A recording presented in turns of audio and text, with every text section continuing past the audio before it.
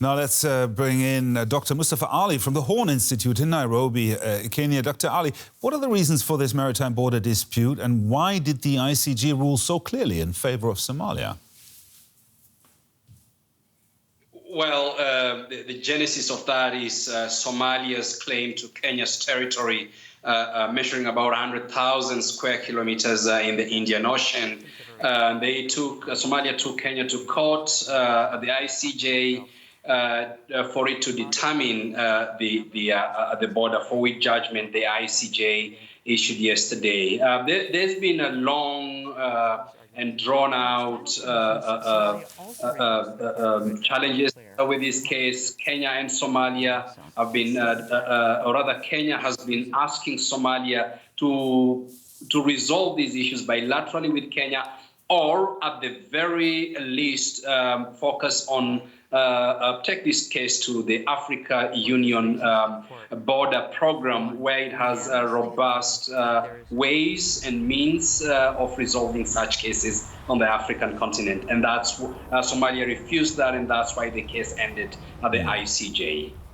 Now, Kenya's president, as we've heard, is refusing to acknowledge the ICJ's ruling. He even said it could threaten regional stability. How much could this dispute increase the tensions between the two countries? The ruling by ICJ risks inflaming the Horn of Africa region, which at the moment is very conflictual. There are several wars being fought in the Horn of Africa, and the geo-economic, geopolitical ramifications of this ruling is going to be huge. And this is the last thing that the region needed. Kenya pulled out of the case and said that ICJ did not have any jurisdiction without the consent of either of the countries, or rather both of the countries. And so Kenya pulled out of this case long ago and clearly said that it will not recognize the findings and the judgment from ICJ.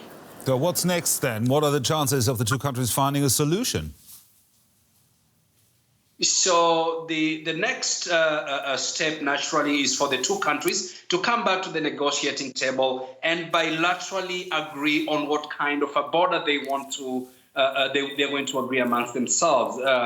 Like many other cases, like the Chinese-Philippines case over Spratly Islands, the Bakassi Peninsula between Cameroon and Nigeria, ICJ has no way of enforcing the judgment that has passed, and therefore the two should come to the negotiating table to bilaterally agree on how to address and discuss with this kind of a disputes.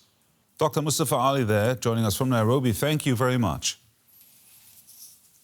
Thank you.